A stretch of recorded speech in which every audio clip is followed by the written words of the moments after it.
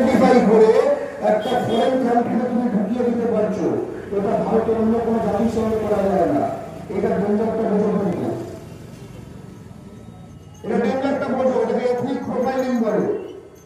জাতি ভিত্তিক ভাবে তোমাকে টার্গেট করা হয়েছে এবং এই বিজেপি গত কয়েক বছর ধরে ভূটাকরদের মাঝে এবং ওদের শাসিত অন্যান্য এলাকায় বাঙালির বিরুদ্ধে একটা তো ঘৃণা ছিলই, সেটাকে ঘৃণাটাকে আরো ভালো করে মাল মশলা দিয়ে যে জায়গায় নিয়ে গেছে, এটা যে কারোর সাথে হতে পারে। আরেকটা কথা আমি বলবো, আমরা তো মনে করি এই পুলিশ, রাজস্থান পুলিশ, ওসব ওদের সব হিন্দিতে বলা পুলিশ, সিআইডি পিআইডি বলে সিরিয়াল দেখেছে। আমরা পুলিশ যখন আসবে কাট কন্টিনিউ কর আসল পুলিশ আছে হিন্দি করে, হ্যাঁ বাঙালি কোনো কোনো বেকার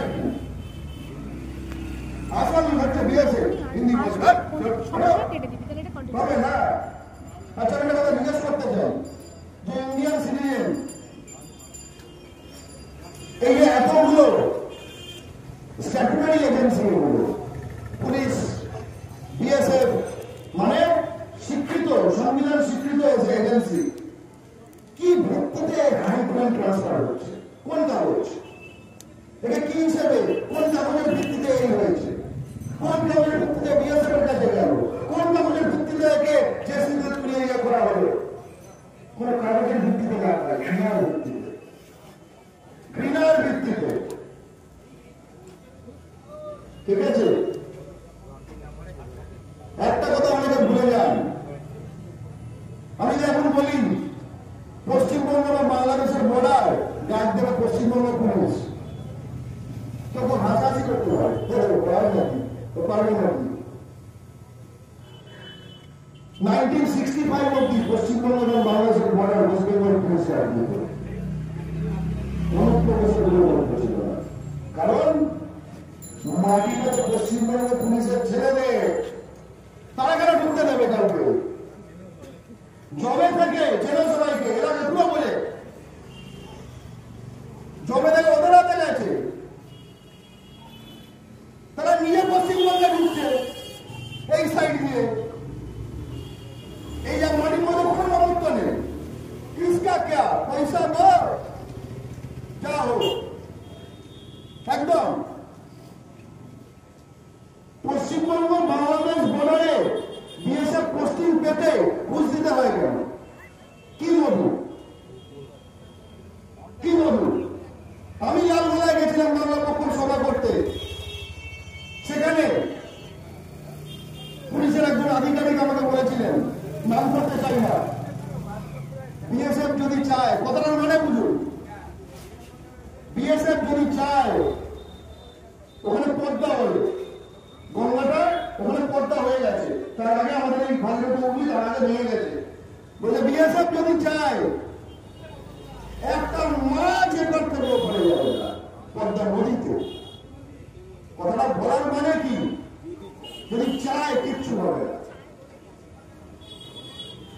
কি বুঝলেন?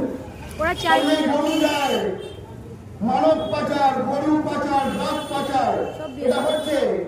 আবার এখানে পোস্টিং এ টাকা লেনদেন হচ্ছে, বাড়িতে এত টাকা, এটা আমরা বুঝে গেছিলাম। বিএসএফ এর যে রিক্রুটমেন্ট হয় সেটা পরীক্ষার মাধ্যমে হয়। কোন সেই পরীক্ষা? সেই পরীক্ষার নাম এসএসসি জিডি। আজকের এই স্কুলের এসএসসি না, SSC GD, sub selection commission general duty. ন্যায় হচ্ছে সিএপিএফ বলে, central arm paramilitary force, central arm police force. BSF একটা ভালো যুক্তি আছে কি, যে যদি এলাকার ছেলে হয় তবে সে ভাষাটা ভালো বুঝতে পারবে, তাহলে তার দ্বারা বর্ডার গাড়ি আরো ভালো হবে। যে যুক্তিটা আপনারাও দিলেন যে পশ্চিমবঙ্গ পুলিশ কেন ভালো পারত, তাই তো? তার মানে একটা বর্ডার ডিস্ট্রিক্ট কোটা আছে, এটা জেনে রাখুন। বিএসএফ এর রিক্রুটমেন্টে একটা বর্ডার ডিস্ট্রিক্ট কোটা আছে, মানে আপনি যদি উত্তর 24 পরগনার হন, আপনি যদি নদিয়ার হন, আপনি যদি দক্ষিণ 24 পরগনার হন, আপনি যদি কোচবিহারের হন, আপনি যদি আলিপুরদুয়ারের হন, আপনি যদি জলপাইগুড়ির হন, আপনি যদি শিলিগুড়ির হন, উত্তর দিনাজপুরের হন, দক্ষিণ দিনাজপুরের হন, মালদার হন, মুর্শিদাবাদের হন, তাহলে বিএসএফ এ আপনার স্পেশাল কোটা আছে, বর্ডার ডিস্ট্রিক্ট কোটা হবে। বাংলা পক্ষ যেটা লক্ষ্য করলো আজ থেকে 3-4 বছর আগে, যে পশ্চিমবঙ্গে বিএসএফ এর যত চাকরি স্টেট কোটা, রাজ্য কোটা, তার 60% এর বেশি ইউপি বিহার থেকে বহিরাগত ক্রিমিনাল জাল কাগজ নিয়ে যাচ্ছে, ডোমিসাইল কাগজ, ফেক ডোমিসাইল 60%। আমি কিসের ভিত্তিতে বলছি?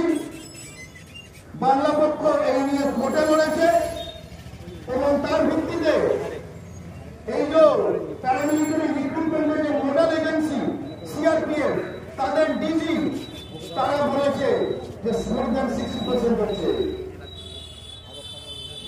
মানে কাগজ জাল করে ঢুকে পড়া ক্রিমিনালরা হচ্ছে 60%।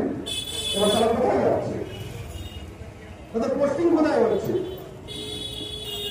আপনি মনে করেন ওখানে কাগজ জাল করে, এখানে মুড়িকে খাইয়ে, সেখানে এসডিও অফিসে খাইয়ে